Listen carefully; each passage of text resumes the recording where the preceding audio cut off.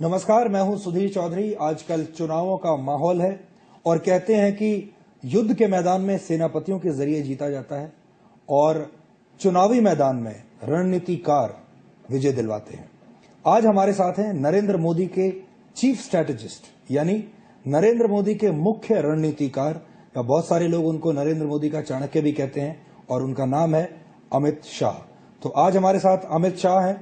उनसे हम जानने की कोशिश करेंगे कि बीजेपी की रणनीति इस चुनाव में क्या है और उनका लक्ष्य क्या है और उस लक्ष्य तक कैसे अमित शाह लेकर जाएंगे नरेंद्र मोदी को। अमित जी, आपका बहुत बहुत स्वागत है। आडवाणी जी ने अभी थोड़े दिन पहले गांधीनगर में कहा नरेंद्र मोदी को कि वो बहुत अच्छे इवेंट मैनेजर हैं, और लोग कहते हैं कि मोदी जी तो इवेंट मैनेजर अच्छे हैं, लेकिन मोदी जी को मैनेज करने वाले अमित शाह हैं। नहीं, ऐसी बातें मीडिया में जानबूझकर उछाली जा सकती हैं। मैं एक कार्यकर्ता हूं और मोदी जी भारतीय जनता पार्टी के नेता हैं। मेरे और मोदी जी के बीच में, कार्यकर्ता और नेता के बीच में जो नाता होता है वही है, विशेष कुछ नहीं। मैं और आगे बढ़ के आपसे पूछूं कि मोदी जी के साथ आपका क्या संबंध है, क्या रिश्ता है? भाई वाला रिश्ता है, दोस्त वाला रिश्ता है, जैसे आपने कहा नेता और कार्यकर्ता वाला रिश्ता है, रणनीतिकार और नेता वाला है, या आप उनके राइट हैंड मैन हैं? Man Friday, yes man, Chanakya, लोग अलग अलग बातें करते हैं। देखिए, मोदी जी का कोई ना राइट हैंड है ना लेफ्ट हैंड है। जहां तक मेरा सवाल है, मैं भारतीय जनता पार्टी का कार्यकर्ता हूं। पार्टी मुझे जो भूमिका देगी, जो काम देगी, इसको मैं अच्छे तरीके से मेरी शक्ति के अनुरूप करने का प्रयास करता हूं हमेशा। जी, आपका जो सडन राइज हुआ है पार्टी में, आज लोग कहते हैं कि आज बीजेपी में आप नंबर 2 के नेता हैं। आप इससे सहमत हैं? नहीं, मैं सहमत नहीं हूं। बीजेपी में मैं नंबर 2 का नेता हूं। ना इसी से सहमत हूं कि मेरा सडन राइज हुआ है। मैं 1982 से भारतीय जनता पार्टी में काम कर रहा हूं, मगर कुछ घटनाओं के कारण मीडिया मुझे आजकल जानने लगा है, क्योंकि मैं मीडिया से अलिप्त रहने वाला एक संगठन का कार्यकर्ता था। मुझसे कई लोग ज्यादा सीनियर पार्टी में है और मेरे मन में कोई इस प्रकार का विचार नहीं है कि मैं नंबर 2 हूं या नंबर 2 होने के नजदीक भी हूं। लेकिन इतनी अहम जिम्मेदारियां आपको दी गई, उत्तर प्रदेश जैसा राज्य आपको दिया गया, उसके पीछे कुछ ना कुछ रणनीति जरूर रही होगी, और उससे ये भी पता चलता है, जैसे मैं आपको कह रहा था, कि इस वक्त पार्टी में आपका महत्व पहले के मुकाबले सबसे ज्यादा है। देखिए, योजना बनाना और परिश्रम करना दोनों मेरे स्वभाव के अंदर है और मेरे काम की पद्धति है। शायद इसी के कारण पार्टी ने जिम्मेदारी मुझे दी होगी। आपका हाल ही में एक बयान आया कि बटन दबा के आप बदला लीजिए, उसको लेकर आप काफी चर्चा में भी हैं। उस बयान के बारे में आपके जो विरोधी हैं वो ये कहते हैं कि अमित शाह उत्तर प्रदेश में आए और अमित शाह सिर्फ विभाजन की राजनीति कर रहे हैं, अमित शाह ध्रुवीकरण की राजनीति कर रहे हैं, और उसी के चलते जो आपका, जिसको वो हेट स्पीच का नाम दे रहे हैं, जिस पर आपके खिलाफ कार्रवाई भी, FIR भी हुई। तो क्या ये बात सही है और कोई मुद्दा आपको नहीं लगता है जो कि उत्तर प्रदेश में पार्टी को जीत दिला सके? देखिए, मैं ये विवादित बयान के लिए तो कुछ कहना नहीं चाहता, क्योंकि मुझे चुनाव आयोग को जवाब देना है और मैं चुनाव आयोग का सम्मान करता हूं। मैं सबसे पहले चुनाव आयोग को अपना पक्ष रखूंगा, एक बात। दूसरी बात, जहां तक मुद्दे का सवाल है, उत्तर प्रदेश में चुनाव महंगाई के मुद्दे पर लड़ा जा रहा है। उत्तर प्रदेश में चुनाव सरहदों की सुरक्षा के मुद्दे पर लड़ा जा रहा है, महिलाओं की सुरक्षा के मुद्दे पर लड़ा जा रहा है, भ्रष्टाचार पर लड़ा जा रहा है। यूपी सरकार के अंदर लॉ एंड ऑर्डर की परिस्थिति जिस तरह से डिटोरिएट हुई है, उसके आधार पर लड़ा जा रहा है। उत्तर प्रदेश में जिस प्रकार से सरकार एक तरफा प्रशासन चला रही है, इसके आधार पर लड़ा जा रहा है, और मोदी जी के नेतृत्व के आधार पर भारतीय जनता पार्टी उत्तर प्रदेश में चुनाव लड़ रही है। जी, तो इसमें बदला शब्द का प्रयोग कहां से आ गया जो आपने किया? मैंने कहा ना, मैं जब चुनाव आयोग को मेरा जवाब दे दूंगा, मैं उसको पब्लिक भी करूंगा, अपने आप जवाब आ जाएंगे, थोड़ी राह देखिए। जी, आपने हाईकोर्ट में भी एक अर्जी डाली कि ये दोनों जो FIR हैं इनको क्वैश किया जाए, फिर आपने उसको वापस भी ले लिया। उसके पीछे कोई खास वजह? नहीं, मेरे मन में एक भ्रांति थी कि ये प्रशासन ने FIR किया है, मगर जब हाईकोर्ट में केस आया, प्रशासन ने कहा इसमें हमारा कोई रोल नहीं है, रिटर्निंग ऑफिसर ने किया है। अब जब मुझे चुनाव आयोग को के सामने मेरा पक्ष रखना ही था, तो मैंने लीगल पचड़े में पड़ने की जगह मैं मेरे जवाब में ही चुनाव आयोग को मेरा पक्ष रखकर दोनों बातें एक साथ कहूंगा। वैसे लीगल पचड़े की अगर हम बात करें तो लीगल पचड़े में तो अब आपको प्रैक्टिस हो गई होगी कि इतने आपने लीगल पचड़े देखे हैं, इतने लीगल केसेस देखे हैं। नहीं, ठीक है, मैं क्या कर सकता हूं, मैं रिसीविंग एंड पर था, मेरे पास और कोई चारा नहीं था। अगर आपकी सरकार बनी तो जो आप अभी तक रिसीविंग एंड पर रहे हैं तो क्या आप इसको सूद समेत वापस भी लौटाएंगे? देखिए, भारतीय जनता पार्टी का ना ऐसा कोई ट्रैक रिकॉर्ड है, ना भारतीय जनता पार्टी के कार्यकर्ता के ऐसे संस्कार है। ये संस्कार कांग्रेस के हैं, इमरजेंसी के जमाने से है, इंदिरा जी के जमाने से है और ये आज तक चले हैं। इसी के कारण आज जो सुनामी कांग्रेस के खिलाफ दिखाई पड़ती है और भारतीय जनता पार्टी की लहर दिखाई पड़ती है, इसका एक कारण विंडिक्टिव पॉलिटिक्स भी है। चाहे बाबा रामदेव हो, चाहे अन्ना हजारे हो, चाहे अमित शाह हो, कितने भी ऐसे लोगों को जो पॉलिटिकली शूट नहीं करते, इनके खिलाफ गलत कार्यवाही करना इस सरकार का स्वभाव बन गया था। और इन सब बातों की क्यूमुलेटिव इफेक्ट है कि आज कांग्रेस को एक बहुत बड़ा विरोध की लहर का सामना करना पड़ता है। और जब ये बात मैं जानता हूं तो मैं ऐसी गलती करने की मेरी पार्टी को कभी सलाह नहीं दूंगा। तो मान लीजिए जब आपकी सरकार बनी तो क्या इन केसेस के स्टेटस में कोई फर्क आएगा? क्या आपकी नजर जो है इन केसेस के प्रति बदलेगी? सीबीआई जो एक्ट करेगी क्या उसमें कोई बदलाव आएगा? नहीं, मेरे खिलाफ सिर्फ एक ही केस है, उसमें चार्ज भी फ्रेम नहीं हुआ है। अभी केसेस नहीं है, एक ही केस है। नहीं, जितने केसेस के नाम आपने गिनाए, चाहे वो आपके खिलाफ हो, रामदेव के खिलाफ हो, बाकी लोगों के खिलाफ हो, जो कि आप मानते हैं कि ये विंडिक्टिव पॉलिटिक्स है। नहीं, मैं मानता हूं ये विंडिक्टिव पॉलिटिक्स है, मगर केस अपनी जगह होते हैं, वो एडमिनिस्ट्रेटिवली चलेंगे, लीगली चलेंगे, कोर्ट इस पर निगरानी रखेगी, मगर आइदर और साइड पर विंडिक्टिवनेस मैं मानता हूं कि भारतीय जनता पार्टी की सरकार अगर आती है तो समाप्त हो जाएगी। कहा यह भी जा रहा है कि 10,000 करोड़ का प्रचार इस वक्त पूरा खर्चा किया गया है नरेंद्र मोदी जी को प्रधानमंत्री बनाने के लिए, बीजेपी को सत्ता तक पहुंचाने के लिए। आज आप हमारे सामने हैं और आप रणनीति बनाने में आपकी अहम भूमिका रही है। आप माने या ना माने, लेकिन लोग ऐसा बताते हैं और लोग ऐसा कहते हैं। तो जब देश सुन रहा है तो हम आपसे ये जानना चाहेंगे कि ये अमाउंट क्या है? 10,000 करोड़ है, 10 करोड़ है, 10 रुपए है? आप कुछ कहना चाहेंगे इस पर? देखिए, कोई इस तरह से आयोजनबद्ध चुनाव का प्लानिंग के हिसाब से चुनाव चले, ऐसे साच अर्थ में कोई चुनाव चलता नहीं है। जहां तक 10,000 करोड़ का सवाल है, एक कांग्रेस ने अपने आप चर्चा में रहने के लिए और भारतीय जनता पार्टी को बदनाम करने के लिए एक शगुफा छोड़ा है और मीडिया को ये शगुफा सूट करता है टीआरपी के हिसाब से, इसलिए मीडिया उसको उठा रहा है।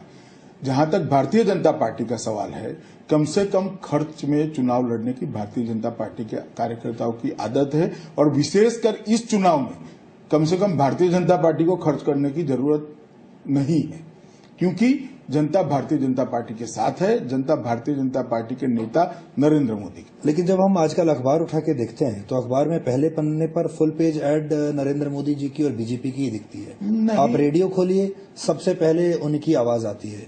आप टीवी खोलिए, सबसे पहले विज्ञापन बीजेपी का ही आता है।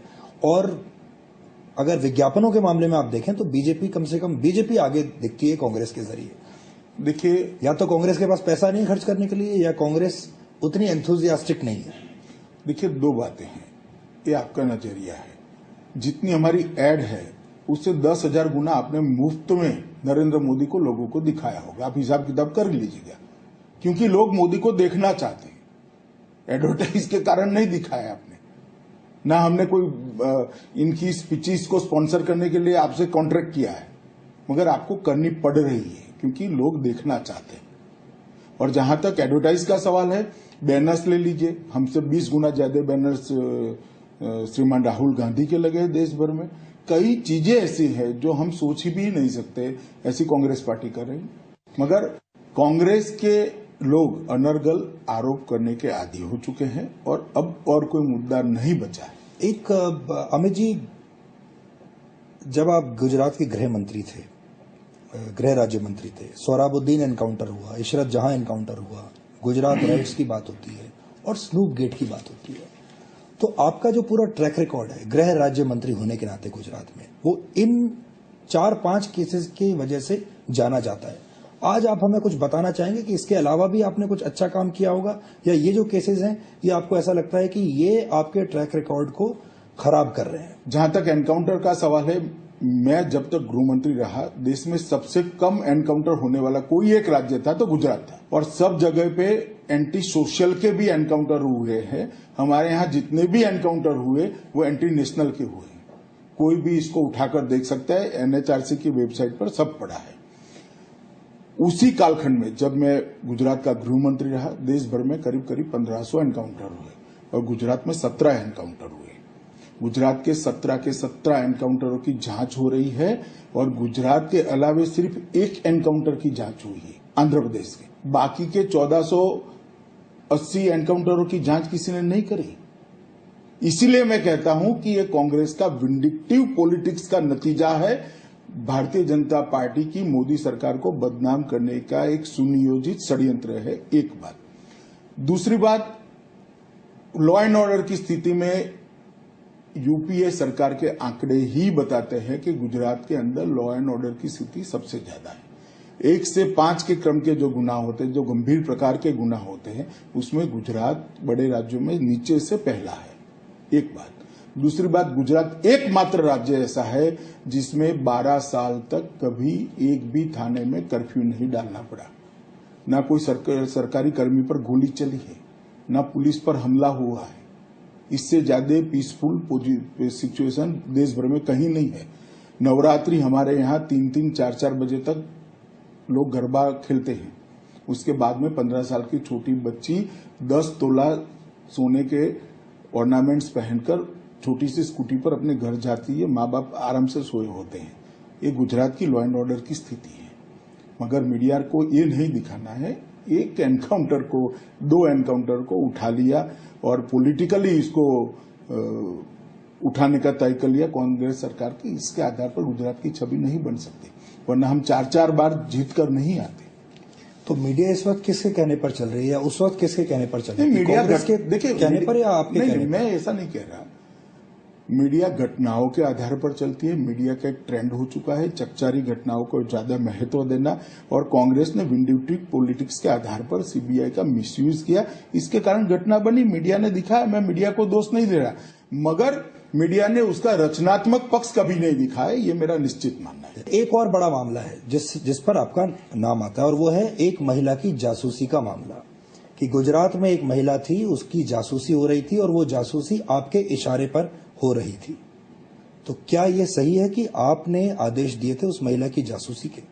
देखिए, वो घटना के लिए गुजरात सरकार ने एक आयोग बना दिया है। उस आयोग के सामने मैं मेरा संपूर्ण पक्ष रखूंगा। जो गुजरात एडमिनिस्ट्रेशन के लोग हैं वो भी रखेंगे। एक बात। दूसरी बात, पहले ये तय हो जाए, आयोग वो तय कर ले कि वो सर्वेलेंस था या सिक्योरिटी। ये 2 शब्द के बीच में ही पूरी बात की मतलब बात को नापा जा सकता है। अगर सर्वेलेंस है तो गुनाह है, अगर सिक्योरिटी है तो वो फर्ज है। इतना बड़ा अंतर है 2 शब्दों में। अब जांच आयोग को अपना काम करने दीजिए, रिपोर्ट आ जाएगी। जिस तरह से एनकाउंटर के केस में कुछ नहीं निकला, राइट के केस में सुप्रीम कोर्ट तक गए, कुछ नहीं निकला, इसी तरह से उसमें से भी कुछ नहीं निकला। पर चाहे सर्वेलेंस थी या सिक्योरिटी थी, आप उस वक्त गृह मंत्री थे, तो क्या आपने ऐसे कोई आदेश दिए थे? मैं तो आप ही से पूछ रहा हूँ। नहीं, मैंने कहा ना, मैं जांच आयोग के सामने जाने के लिए आप कह दीजिए कि मैंने सिक्योरिटी के लिए आदेश दिए थे कि भाई सिक्योरिटी करो। मुझे जो कहना है वो मैं जांच आयोग के सामने निश्चित कहूंगा। ये तकाजा नहीं है। मतलब एक जुडिशियल कमीशन बनने के बाद जुडिशियल कमीशन के सामने कहने से पहले मैं मीडिया से बात करूं। जी, लेकिन आपको ऐसा लगता है कि जब सरकार ही अपने खिलाफ एक जुडिशियल कमीशन नियुक्त कर रही है तो उसमें एक बायसनेस नहीं आएगी सरकार के प्रति? और जो प्रदीप शर्मा को लेकर अभी गुजरात सरकार ने एफिडेविट दिया है सुप्रीम कोर्ट में, उसमें तो उन्होंने मान ही लिया है। उस एफिडेविट को आप पढ़िए, उसमें लिखा है कि प्रदीप शर्मा ही इसमें दोषी है और प्रदीप शर्मा का आचरण ठीक नहीं है। देखिए, मैं इस बारे में कोई टिप्पणी करना नहीं चाहता हूं। ये सब जुडिस मामला है। एक बात, जहां तक जुडिशियल कमीशन का सवाल है, देश के संविधान के अंदर जुडिशियल कमीशन अपॉइंट करने का जो एक्ट बना है उसी एक्ट के हिसाब से हुआ है। दूसरी बात, सरकार ने कोई सरकारी कर्मी या रिटायर्ड सरकारी आईएएस अफसर को नहीं रखा है। सरकार ने एक हाईकोर्ट के रिटायर्ड जज को रखा है। और जिस जज को रखा है इसकी साख बहुत अच्छी है गुजरात में। और जुडिशियल कमीशन एक बंद कमरे में नहीं चलता, इसके सामने आप भी जा सकते हैं, आपकी चैनल भी जा सकती है, जो हम पर आरोप लगा है वो भी जा सकते हैं, जुडिशियल कमीशन के सामने अपना पक्ष रखते हैं। इस सबको सुनकर जुडिशियल कमीशन कंसर्न लोगों की पूछताछ करेगा, ओपन कोर्ट में होगी, उसकी क्रॉस होगी, उसके बाद में आयोग का रिपोर्ट आता है। नरेंद्र मोदी जी को भी डिफेंड हमेशा करना पड़ता है कि गुजरात में दंगे हुए और वो दंगे हुए और उसमें लोगों की जान गई। उस पर बहुत सारी मांग ये भी होती है कि भाई तो आप माफी मांगिए, कुछ कहिए, लेकिन अभी तक कभी ऐसी कोई बात नहीं आई। आप अब चुनाव में जब जा रहे हैं, इस पर आप कुछ आज कहना चाहेंगे कि वो जरूरी नहीं है कि आपका हाथ रहा हो, लेकिन क्योंकि सरकार बीजेपी की थी, तो क्या आप कहीं मानते हैं कि कहीं ना कहीं जिम्मेदारी लेनी चाहिए? देखिए, जहां तक जिम्मेदारी का सवाल है, जिम्मेदारी सब सरकार ने उठाई है, कोई जिम्मेदारी से सरकार भागी नहीं है। रिलीफ का काम हो, रिहेबिलिटेशन का काम हो, हर जिम्मेदारी सरकार ने उठाई है। इनके आंसू पूछने की बात हो या उनका पुनर्वसन का मामला हो, हर जिम्मेदारी उठाई है। मगर माफी ये जिम्मेदारी मानते हैं आप? माफी को जिम्मेदारी मानते हैं? अगर किसी ने दोष किया है तो उसका परिमार्जन माफी नहीं है, अगर किसी का दोष है तो उसका परिमार्जन सजा से है, और अगर दोषी नहीं है तो माफी मांगने की मांग करने वाले पॉलिटिकल बात करते हैं। इतना एक सार्वजनिक जीवन में एक पैरामीटर्स तय होने चाहिए। अगर दोषी है तो क्यों माफ करना उसको, और अगर दोष नहीं है तो क्यों माफी मंगाना? किस दिशा में जा रहे हैं हम? कितने भी गुनाह कर दो और माफी मांग लो, खत्म हो जाएगा? कांग्रेस ने क्या किया? 84 के दंगों में 3000 के आसपास सिख भाइयों का मृत्यु हो गया, ठीक है, पर उन्होंने माफी मांगी? उन्होंने नहीं मांगी। प्रधानमंत्री मनमोहन सिंह माफी प्रधानमंत्री मनमोहन सिंह उस वक्त फाइनेंस सेक्रेटरी थे कांग्रेस उस वक्त। सुनिए तो, he was not responsible for any act of that rights. किसने मांगनी चाहिए थी माफी? चलिए, राजीव गांधी ने माफी मांगी, सोनिया गांधी ने मांगी, राहुल गांधी ने मांगी। कितने लोगों को सजा हुई? कितनी गोलियां उस वक्त चली थी? कितने दिन के बाद कर्फ्यू लगाया गया?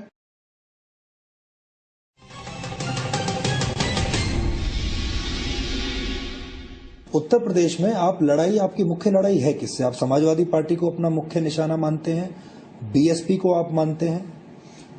मैं मानता हूं बहुजन समाज पार्टी के साथ हमारी स्पर्धा होगी। नंबर 2 पर आपको लगता है जाहिर है आप? हाँ, मैं तो मानता हूं भारतीय जनता पार्टी सबसे बड़ी पार्टी बनकर निकलेगी और बहुजन समाजवादी पार्टी के साथ हमारी स्पर्धा होगी। इससे पहले जब आपने सबसे अच्छा प्रदर्शन किया था उत्तर प्रदेश में, वो 1998 में था, जब वाजपेयी जी का उस वक्त चल रहा था। उससे बेहतर आप कर पाएंगे इस बार? देखिए, आंकड़ों में मत पड़िए, परिणाम आश्चर्यजनक होंगे, परिणाम भारतीय जनता पार्टी के पक्ष में होंगे, और उत्तर प्रदेश भारतीय जनता पार्टी आने वाली सरकार की मजबूत नींव डालने जा रही है। अमित जी, इस बार राजनीति में जितने गंदे बयान आए हैं उतने शायद इससे पहले कभी देखने को सुनने को नहीं मिले। टुकड़े टुकड़े कर देने वाले बयान, मरने मारने वाले बयान, बदजुबानी वाले बयान, इससे क्या फायदा होगा? वोटर्स पर इसका क्या इंप्रेशन पड़ेगा?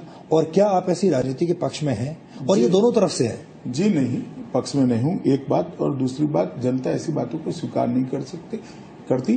कभी कभार उन्माद में कोई बोल भी जाता है तो इसके आधार पर मत नहीं बनता, सरकार बनाने का मत नहीं बनता। जब आपने ऐसी बात बोली तो आप भी आउट ऑफ एक्साइटमेंट बोल गए थे, या मैंने क्या बोला उसका पूरा टेक्स्ट एक बार चुनाव आयोग से मुझसे मिल जाए, मैं चुनाव आयोग को अपना जवाब भी दे दूंगा और मेरा पक्ष भी रख दूंगा, मीडिया के सामने भी रख दूंगा। आप बायोकेमिस्ट्री के छात्र थे, बायोकेमिस्ट्री पढ़ते थे, और वहां से करते आज आप राजनीति का डीएनए टेस्ट कर रहे हैं। वो जिंदगी आपको अच्छी लगती थी या आपको ये जिंदगी अच्छी लगती है? और मैं फिर से आपको ये कह रहा हूं कि राजनीति यानी राजनीति में रणनीति भी है, राजनीति में विभाजन की राजनीति भी है, राजनीति में आरोप भी है, राजनीति में स्नूप गेट भी है, राजनीति में फेक एनकाउंटर भी है, राजनीति में दंगे भी हैं। तो बायोकेमिस्ट्री वाला जीवन ज्यादा अच्छा था? देखिए, मुझे दोनों जीवन अच्छे लगते हैं और मेरी अपनी चाहत से चुने हुए दोनों जीवन है, इसलिए कौन अच्छा कौन बुरा का सवाल नहीं, समय समय की बात है। और जहां तक राजनीति का सवाल है, मैंने शुद्ध रूप से संगठनात्मक पॉलिटिक्स किया है, इसीलिए आपको लगता है कि अमित शाह का सडन राइज हो गया। मेरा अब तक के जीवन का एक बड़ा हिस्सा भारतीय जनता पार्टी के संगठन के लिए काम करता रहा, और ना मैं मीडिया के सामने आया, ना मैं पब्लिक लाइफ में कोई बहुत बढ़ चढ़कर हिस्सा लिया। मैं संगठन का कार्य करता हूं, संगठन का काम करता हूं, और आज भी मेरे जिम्मे संगठन की ही जिम्मेदारी है। आपको कभी जहां तक आरोपों का सवाल है, आरोप लगते रहते हैं। मैं पॉलिटिक्स में हूं, पॉलिटिक्स का हिस्सा हूं। अगर कोई सामने से आरोप लगाता है तो जनता तय करे मेरे जीवन और वो आरोप के बीच में अगर कोई तारतम्य है तो जनता मेरे लिए अपना मत बनाएगी।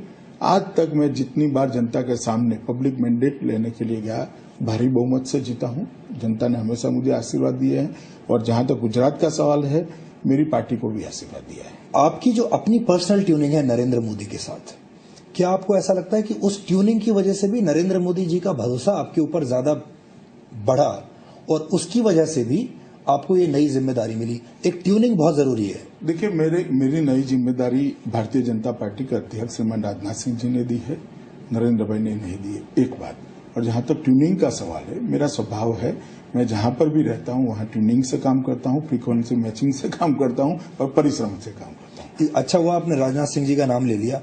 अब लोग ये कहते हैं कि भारतीय जनता पार्टी अभी फिलहाल 2 लोग चला रहे हैं, नरेंद्र मोदी और अमित शाह। चलिए भैया, ये आरोप है, चर्चा का एक मुद्दा है, मुझे तो सुनाई नहीं पड़ा, मगर आपको सुनाई पड़ा है, तो इस पर मेरी कोई टिप्पणी नहीं है। भारतीय जनता पार्टी का पार्लियामेंट्री बोर्ड बड़ा सशक्त है, उसकी राष्ट्रीय परिषद बड़ी सशक्त है, उसकी राष्ट्रीय कार्यकारिणी बड़ी सशक्त है, और हमारे यहाँ हर 3 साल में पहले अध्यक्ष बदला करते थे, काफी पूर्व अध्यक्ष हमारे यहाँ विद्यमान है, केंद्रीय मंत्री रहे हुए काफी नेता हमारे यहाँ विद्यमान है। कोई ऐसा सवाल ही नहीं है कि एक या इक्का दुक्का व्यक्ति भारतीय जनता पार्टी चला पाए। जसवंत सिंह के साथ जो हुआ, आडवाणी जी, MM जोशी, कलराज मिश्र, हरिन पाठक, राजेंद्र सिंह राणा, ये सारे वो लोग हैं जो कि इस वक्त नाराज हैं पार्टी से, किसी न किसी फैसले को लेकर। किसी को टिकट नहीं मिली, किसी को मनपसंद सीट नहीं मिली, किसी को आपने पार्टी से ही जाने के लिए कह दिया। इतने सारे वरिष्ठ नेता जो हैं एक साथ अगर पार्टी से इस वक्त नाराज हो रहे हैं, इसका ब्लेम आप किसको देंगे? चले, मैं तो सभी का सम्मान करता हूं, और दूसरी बात, पार्टी ने किसी को पार्टी से जाने के लिए नहीं कहा। हो सकता है कभी भी किसी भी व्यक्ति के लिए पार्टी फैसला करे कि इस बार आपको चुनाव नहीं लड़ना है, तो कभी ये फैसला मेरे लिए भी हो सकता है, कभी किसी और के लिए भी हो सकता है, मगर मेरा ऐसा मानना है व्यक्तिगत तौर पर कि इस फैसले को हर कार्यकर्ता ने स्वीकार करना चाहिए। इसमें नाराजगी भी नहीं बतानी चाहिए, और पार्टी छोड़कर तो नहीं ही जाना चाहिए। अमित जी, लेकिन हाल ही में ये सब चीजें हमें देखने को मिली बीजेपी में भी। पहले बीजेपी में ऐसा कम देखने को मिलता था, डिसिप्लिन पार्टी मानी जाती थी, लेकिन अब हम ये देख रहे हैं कि अचानक से कोई फैसला होता है तो बड़े नेता उसको चुनौती देने लगते हैं, बड़े नेता बाहर मीडिया में बयान देने लगते हैं, ट्विटर पर कहने लगते हैं कि ये फैसला पार्टी का गलत है, मैं इसमें इसके साथ नहीं हूं। मुख्तार अब्बास नकवी ने ऐसा किया, सुषमा स्वराज ने ऐसा किया, जसवंत सिंह ने किया, LK आडवाणी ने भी किया। ये एक नया ट्रेंड क्या है पार्टी में इस वक्त? चलिए, जो घटनाएं है वो दुनिया के सामने है, मैं इस पर टिप्पणी करना नहीं चाहता, मगर मैं मानता हूं कि हमारे यहाँ फैसले पर विचार रखने की स्वतंत्रता है, फोरम में भी रखी जाती है, पार्टी के अंदर भी लोग बोलते हैं। मेरी पार्टी इस तरह से नहीं चल सकती कि कोई व्यक्ति अपना विचार भी नहीं रख सकता। राहुल गांधी आपके मुख्य ओपोनेंट हैं, नरेंद्र मोदी के मुख्य ओपोनेंट हैं। राहुल गांधी की तस्वीर इस तरफ और नरेंद्र मोदी की तस्वीर इस तरफ। राहुल गांधी को अपने विरोधी के तौर पर आप कैसे आंकते हैं? उनके आने से आपका काम आसान हुआ या उनके आने से आपका काम थोड़ा और मुश्किल हुआ? देखिए, राहुल गांधी मेरे विरोधी नहीं है, न मेरी पार्टी के विरोधी है। राहुल गांधी की पार्टी और हमारी पार्टी चुनाव आमने सामने निश्चित लड़ रही है। वैचारिक मतभेद हो सकता है, कोई व्यक्तिगत विरोधी नहीं, एक बात। दूसरी बात, जहां तक राहुल गांधी का सवाल है, मुझे हमेशा उनको टीवी पर देखकर आश्चर्य होता है। कभी वो कहते हैं कि भाई देश में करप्शन खत्म होना चाहिए, कभी वो कहते हैं महिलाओं की सुरक्षा होनी चाहिए, कभी वो कहते हैं सहभागिता की राजनीति होनी चाहिए। अरे भैया, 10 साल से आप ही की सरकार थी, सबसे ज्यादा भ्रष्ट सरकार रही, सबसे ज्यादा महंगाई बढ़ाई, महिलाएं सबसे ज्यादा आप ही की सरकार में असुरक्षित हुई। लोगों की सहभागिता छोड़िए, ऑपोजिशन के साथ भी सहभागिता नहीं कर पाए आप। अब इस तरह की बातें करना चुनाव के वक्त मुझे लगता है कि बेतुकी बात है, जनता को हजम नहीं होगी। अगर सोनिया गांधी, जो कि पिछले 2009 में चुनाव जिता के लाई थी कांग्रेस को, अगर सत्ता और डिसीजन मेकिंग, फैसला लेना जो है वो सारा वो ही अपने हाथ में रखती अभी भी, तो आपको लगता है कि आपका काम थोड़ा सा मुश्किल हो सकता था? नहीं, देखिए, ये जो पावर शिफ्ट हुआ है, पावर शिफ्ट असल में बीजेपी में भी हुआ है और कांग्रेस में भी हुआ है। हो सकता है कि बीजेपी में जो पावर शिफ्ट हुआ है उसका आपको लाभ मिला हो और कांग्रेस में जो हुआ है उसका आपको नुकसान हुआ। देखिए, कांग्रेस का अंदरूनी फैसले के बारे में मैं कुछ कहना नहीं चाहता। एक बात, हाँ, नरेंद्र भाई के नेता बनने से भारतीय जनता पार्टी को निश्चित रूप से फायदा मिला है, क्योंकि पूरे देश भर में नरेंद्र भाई के प्रति एक लहर है, उनकी लोकप्रियता चरम सीमा पर है और आप मान ही नहीं सकते कि एक व्यक्ति के लिए लोगों के मन में इतना प्रेम कभी हो सकता है क्या। इस तरह का प्रेम जनता में अभी चुनाव अभियान में दिखाई दे पड़ता है। ये जो एक व्यक्ति की बात है, ये एक व्यक्ति फिर दो जगह से चुनाव क्यों लड़ रहा है? देखिए, नरेंद्र भाई गुजरात से आते हैं, इतने सालों तक उनका करियर, गुजरात के चुनावी करियर गुजरात सेंट्रिक रहा, इसलिए गुजरात से चुनाव लड़ना तो तय ही था। और हार्डकोर हिंदी बेल्ट के अंदर नरेंद्र भाई की लोकप्रियता को, अगर नरेंद्र भाई हिंदी बेल्ट से लड़ते हैं तो फायदा होना, पार्टी को फायदा होना बड़ी आम बात है। इसलिए पार्टी ने तय किया कि नरेंद्र भाई दोनों जगह से चुनाव लड़ेंगे और कानून इसकी इजाजत देता है। आप उत्तर प्रदेश के इंचार्ज हैं जी, और उत्तर प्रदेश से ही नरेंद्र मोदी चुनाव भी लड़ रहे हैं जी, बनारस से। क्या ये आपका आइडिया था? नहीं, पार्टी का आइडिया होता है। सब कार्यकर्ताओं को जो विचार आता है, जो उनकी सोच होती है, वो पार्टी के एक फोरम में रखते हैं। पार्टी के फोरम में और पार्लियामेंट्री बोर्ड में इसका निर्णय होता है, बाद में निर्णय बनता है। एक और सवाल आपसे, ये जो हम 10,000 करोड़ वाली जो बात कर रहे थे, दो उद्योगपतियों का नाम लगातार आता है, जहां से कि कहते हैं कि बीजेपी की सारी सप्लाई अडानी और अंबानी यहीं से आ रही है। आप इस पर क्या कहेंगे? देखिए, जहां तक भारतीय जनता पार्टी का सवाल है और 10,000 करोड़ रुपए का आरोप हो या बाकी उद्योगपतियों का आरोप हो, हम तो सत्ता में कम रहे हैं। 60 साल में से 50 साल से ज्यादा तो कांग्रेस सत्ता पर रही है और कांग्रेस अब आज ये कह रही है कि औद्योगिक घरानों से भारतीय जनता पार्टी के संबंध है, तब तो मुझे हंसना आता है। किसके जमाने में ये पॉलिसियां लिबरल हुई? हमारे जमाने में नहीं हुई।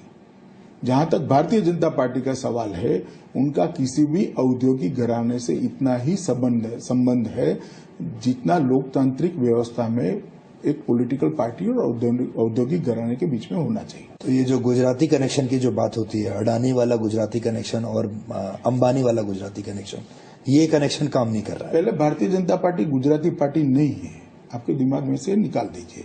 और दूसरी बात, जब इंदिरा जी भी थी तब ज्यादातर उद्योगपति मारवाड़ी और गुजराती ही थे। इंदिरा जी मारवाड़ी या गुजराती नहीं थी। कनेक्शन जोड़ने से किसी के साथ कनेक्शन नहीं जुड़ता है। मुद्दों के आधार पर अगर कोई कॉन्क्रीट आरोप लेकर आए तो मैं निश्चित जवाब दूंगा। और 10,000 करोड़ का आरोप अगर कांग्रेस करती है और इसमें सच्चाई है तो उन्होंने चुनाव आयोग का दरवाजा खटखटाना चाहिए। वहां जाकर लिखित स्वरूप में श्रीमान आनंद शर्मा ने कंप्लेंट करनी चाहिए। भारतीय जनता पार्टी निश्चित इसका जवाब देगी, मगर कॉन्सिक्वेंसेस भी फेस करने के लिए उनको तैयार होना पड़ेगा। अमित जी, एक बात और भी थी। इस बार जो आपने मैनिफेस्टो जारी किया, पहली चीज तो ये कि जारी बहुत देर से किया, जब चुनाव जिस दिन शुरू हुआ उसी दिन जारी हुआ, उससे भी लोगों के मन में एक शंका आई। और दूसरा, रिटर्न ऑफ राम मंदिर की आपने एक बार फिर से उसको मैनिफेस्टो में आपने डाला, लेकिन सेकंड लास्ट पेज पर डाला। तो ये इस तरह का एक बॉर्डर लाइन केस हुआ कि आपने रख भी लिया और नहीं भी रखा। इस पर आप थोड़ा सा बताइए देश को कि राम मंदिर जैसे जो मुद्दे हैं, इस पर पार्टी की इस वक्त क्या सोच है? क्या आपको लगता है अभी भी कि राम मंदिर का मुद्दा आज भी रेलिवेंट है या फिर देश आगे बढ़ चुका है? हमारे घोषणा पत्र के अंदर राम मंदिर का मुद्दा पहले भी था, आज भी है और मंदिर बनते तक रहेगा। आखिर में मैं आपसे ये जानना चाहूंगा कि आपका अपना एस्टिमेट, आप घूम रहे हैं लगातार, आप बता रहे थे बाय रोड आप ट्रेवल कर रहे हैं, आपका अपना एस्टिमेट कितनी सीटों का है? मैं ऐसे आकलन लगाने वाला कार्यकर्ता नहीं हूं, मगर मैं मानता हूं कि भारतीय जनता पार्टी अब तक भारतीय जनता पार्टी के चुनावी इतिहास में सर्वाधिक सीट पाकर भारतीय जनता पार्टी के नेतृत्व में एनडीए की सरकार बनेगी। सीटों का प्रोजेक्शन आप अभी नहीं करना चाहते? आंकड़ों में नहीं पड़ना चाहिए, क्योंकि वो इतनी सरल बात नहीं होती। नरेंद्र मोदी अगर प्रधानमंत्री बन गए तो गुजरात का मुख्यमंत्री कौन बनेगा? तो पार्टी ही तय करेगी जब समय आ गया तब। बहुत सारे लोग ये भी कहते हैं कि अगर आप ये जो कानूनी पचड़े हैं इसमें आप नहीं पढ़ते तो असल में आप सबसे उपयुक्त उम्मीदवार थे गुजरात का अगला मुख्यमंत्री बनने के लिए। चलिए, लोगों के अभिप्राय से नहीं होता। मेरी पार्टी के एक इंटरनल डिसीजन मेकिंग फोरम है, उसमें पड़ती है। और इस तरह के सवालों के जवाब मीडिया के सामने देकर या डिसीजन मीडिया के सामने होगा, ऐसा तो नहीं होगा। सुधीर जी, अमित जी, बहुत बहुत शुक्रिया हमसे बात करने के लिए। और मेरे ख्याल से जब नतीजे आ जाएंगे तब एक बार फिर से आपके साथ बैठेंगे और देखते हैं कि जो आज का जो आकलन है ये कितना सही बैठता है। आपका बहुत बहुत शुक्रिया। बहुत बहुत धन्यवाद।